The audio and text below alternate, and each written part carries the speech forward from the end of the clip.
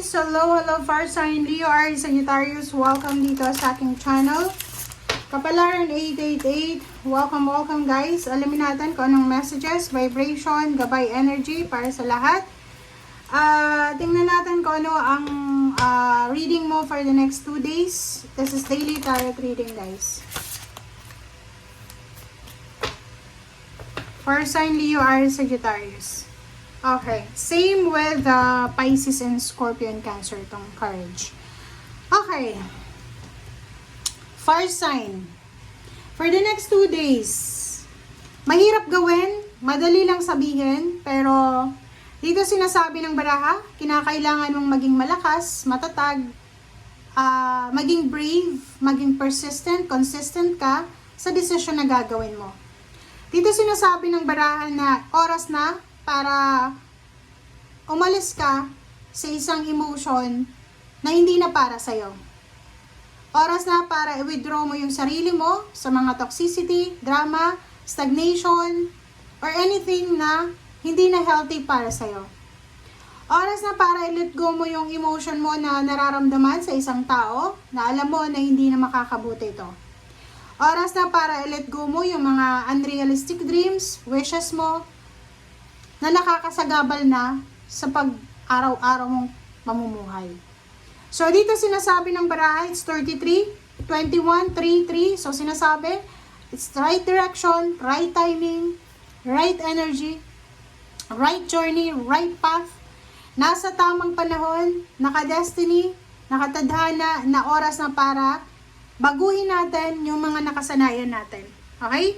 So, dito sinasabi, ang kailangan mo lang dito is lakas loob. Kasi pag hindi tayo, kumbaga, decided sa kung ano yung babaguhin natin sa sarili natin, talagang mahihirapan tayo. Kasi small lang na temptation, pwedeng madala na tayo. So, kailangan nating maging courageous, maging strong yung emotion natin, yung personalidad natin.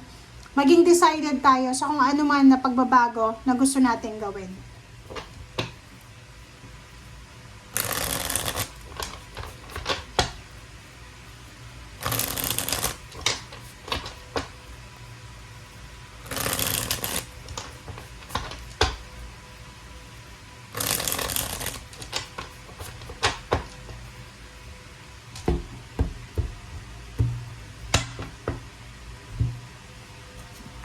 Okay, first 2 cards, fire sign Leo, Aries, Sagittarius is 8 of Pentacles and Queen of Pentacles.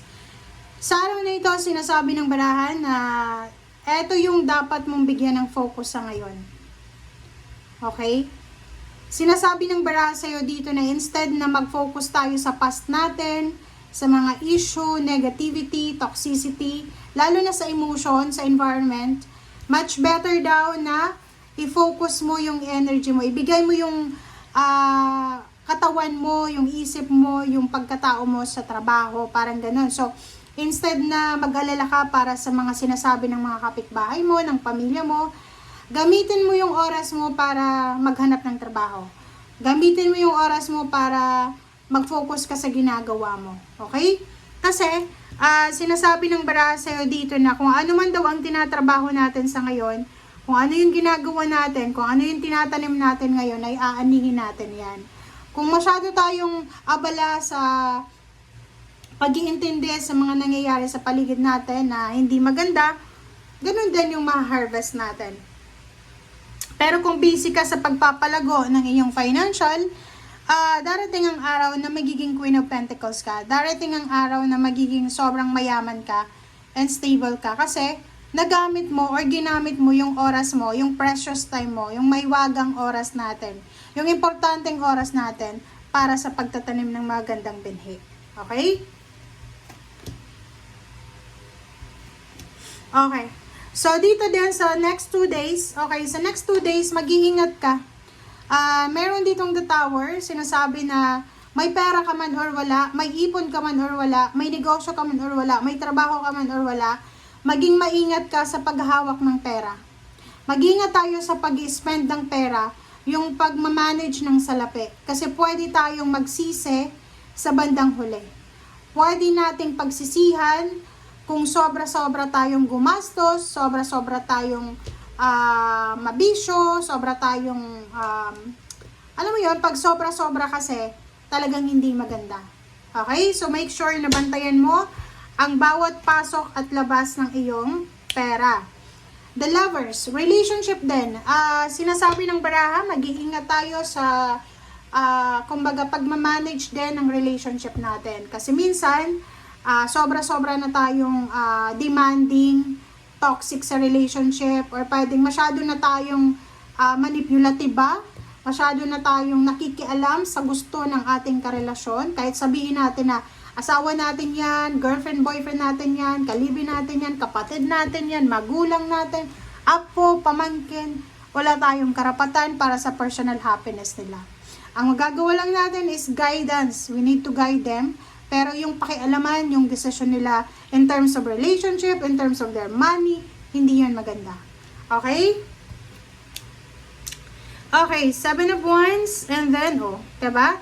Sinasabi ng baraha sa'yo dito na for the next 2 days, kung gusto mong maging, kumbaga, manatiling stable ang pamilya mo, stability ng family, walang away, walang gulo, tahimik lang, walang problema sa pera, walang problema sa kapamilya, kailangan mo talagang pag-aralan na proteksyonan yung pamilya mo. Okay? Kailangan nating ma-realize yun, lahat tayo. Okay? Lahat tayong nakikinig sa ngayon or nagnunood, kailangan mong kapain ang puso mo. Isipin mo, pabigat ba ako sa pamilya ko? Ako ba yung rason bakit yung nanay ko, yung tatay ko malungkot? Ako ba yung rason? Ganito, ganyan. Pag na-realize mo na ikaw yung rason or mayroon kang pagkakamali kung bakit hindi stable ang family, oras na para baguhin ito. Oras na para bumalik tayo sa dati.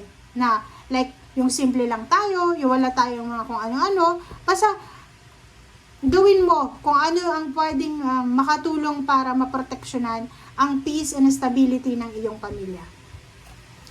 Lalo kung may asawa ka. Okay. For the next few days or weeks, sinasabi ng baraha sa'yo na sobrang fiery.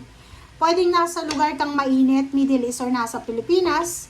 Pwedeng literal na sobrang magiging mainit. So, mag-iingat ka dahil posibleng mabilis kang magalit, mairita, ma-high blood ka, parang ganito. So, ingatan natin yung ating emotion and feelings sa mga susunod na araw.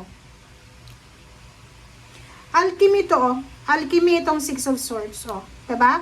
Sinasabi ng baraha sa'yo, fire sign Leo, Aries, Sagittarius, na oras na para umalis tayo sa mga toxic na emotions or para alisin natin sa ating sarili yung mga connection na sobrang nakakapagod na.